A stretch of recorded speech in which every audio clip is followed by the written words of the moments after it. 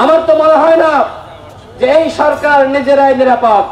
এই সরকার নিজেরাই ঝুঁকির মধ্যে রয়েছে। যদি নুরুল আকমলের উপর যে আক্রমণ হয়েছে, রক্তাক্ত করা হয়েছে, পুলিশের এবং সেনাবাহিনীর যে সকল সদস্যরা এইভাবে আমাদের শতাধিক নেতাকর্মীকে রক্তাক্ত করেছে, হামলা করেছে, যদি তাদের বিচার না করা হয় এই সরকারও কিন্তু নিরাপদে থাকতে পারবে না। শুধুমাত্র নুরুল আকমর আক্রান্ত হয়নি, আমি মনে করি যেভাবে নুরুল আকমরকে রক্তাক্ত করা হয়েছে পুরো বাংলাদেশ আক্রান্ত হয়েছে। এই ধরনের ঘটনা অত্যন্ত অনাকাঙ্ক্ষিত, দুঃখজনক, কিন্তু আমরা লক্ষ্য করছি সরকারের পক্ষ থেকে দায়সারা পদক্ষেপ গ্রহণ করা হচ্ছে। আমরা বারবার বলছি এই অন্তর্বর্তীকালীন সরকার আমাদের সরকার, এই সরকার গণঅভ্যুত্থানের সরকার। গণঅভ্যুত্থানের অন্যতম নায়ক নুরুল আকমর, যারা রক্ত দিয়ে, যারা সংগ্রাম করে, যারা ঝুঁকি নিয়ে এই সরকার গঠন করলো, তারাই যদি এই সরকারের আমলে নিরাপত্তা না পায় তাহলে সাধারণ জনগণ তারা কি অন্তর্বর্তীকালীন সরকারের আমলে নিরাপদ? আপনারা কি মনে করছেন যে আপনারা খুব নিরাপদে আছেন? আপনারা কেউই নিরাপদে নাই। আমরা প্রত্যেকেই ঝুঁকির মধ্যে রয়েছি, আমরা প্রত্যেকেই অনিরাপত্তা বোধ করছি। আর এই জন্য যদি বাংলাদেশকে একটি নিরাপদ দেশ হিসেবে গঠন করতে হয় আমাদের সকলকে এক এবং ঐক্যবদ্ধ থাকার কোনো বিকল্প নাই। গণঅভ্যুত্থানের পরে ফ্যাসিবাদ বিরোধী শক্তি যখন নানান ভাগে বিভক্ত হয়ে গেছে, যখন নানান দাবিতে বিভাজিত হয়ে পড়েছে, তখন তো এই ধরনের হামলার ঘটনা ঘটবেই। এইটা ছিল একটি টেস্ট কেস, দেখা যে কি হয়।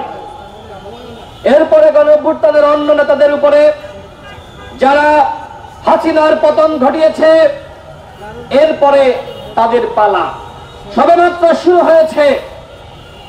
সবেমাত্র নুরুল আকমরকে দিয়ে একটি টেস্ট কেস জাতির সামনে হাজির করা হয়েছে, কি হয়।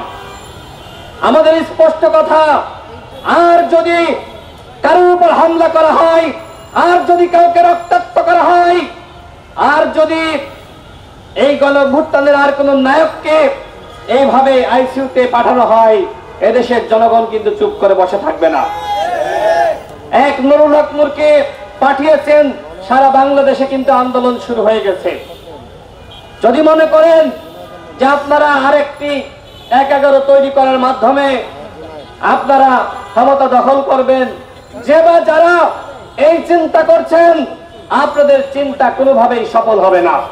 এদেশের জনগণ ফখরুদ্দিন মঈনুদ্দিনকে মেনে নেয়নি, এদেশের জনগণ হাসিনাকে মেনে নেয়নি, এদেশের জনগণ ইয়াহিয়াকে মেনে নেয়নি। সুতরাং এদেশের জনগণ যারা আগামীতে আরেকটি ১১ গঠন করার স্বপ্ন দেখছে তাদেরকেও গ্রহণ করবে না।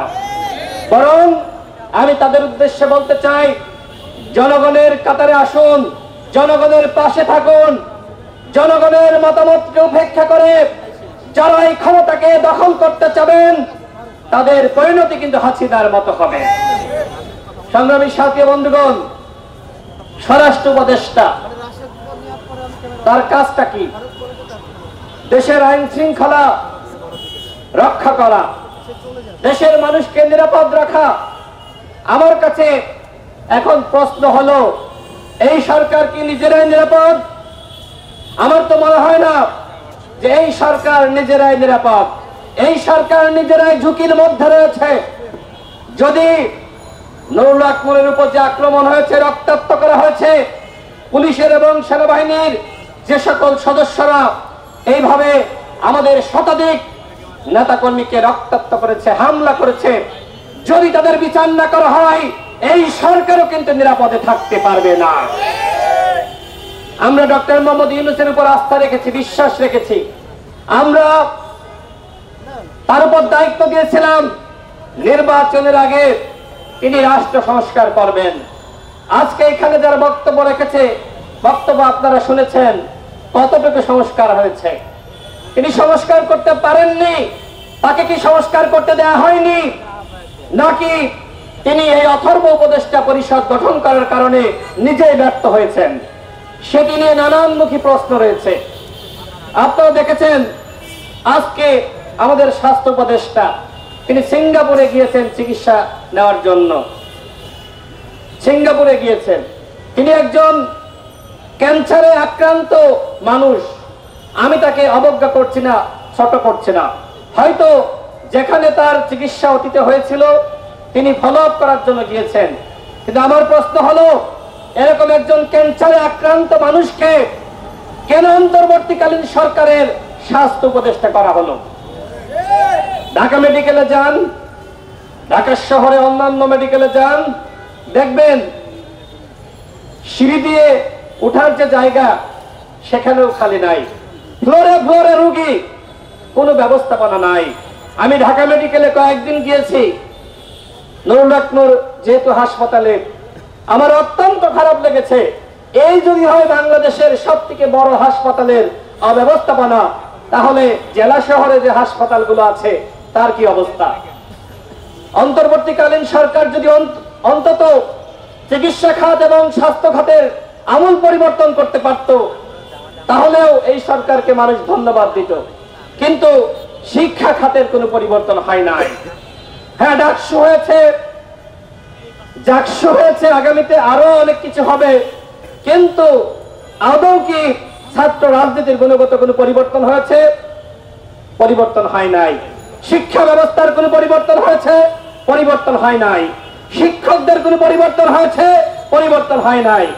শুধুমাত্র একটি সরকারের পতন হয়েছে, আর ডক্টর মোহাম্মদ ইউনূস এবং তার কতিপয় উপদেষ্টা তারা অন্তর্বর্তীকালীন সরকারের দায়িত্ব গ্রহণ করেছে।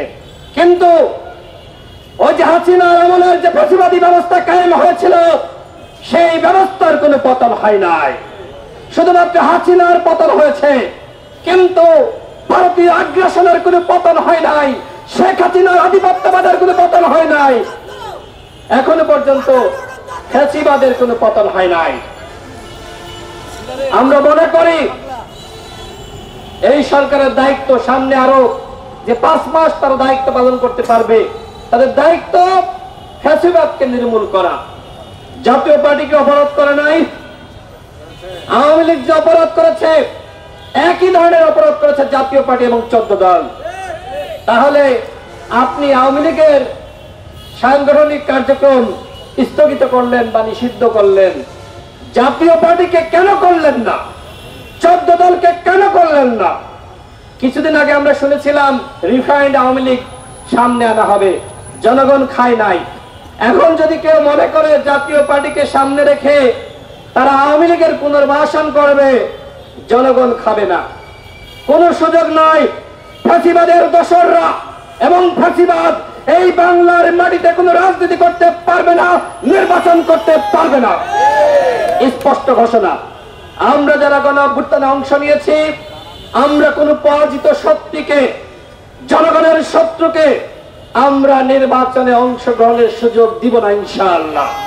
আর এই জন্য দরকার আমাদের ভিতরে একতা।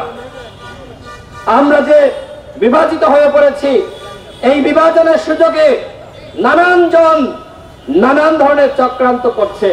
আপনারা জেনে থাকবেন মাসুদ করিম ওরফে এনায়েত করিম মিন্টু রোডের সামনে থেকে গ্রেফতার হয়েছে। প্রথম আলোতে সংবাদ এসেছে, আর কোনো গণমাধ্যমে আসে নাই।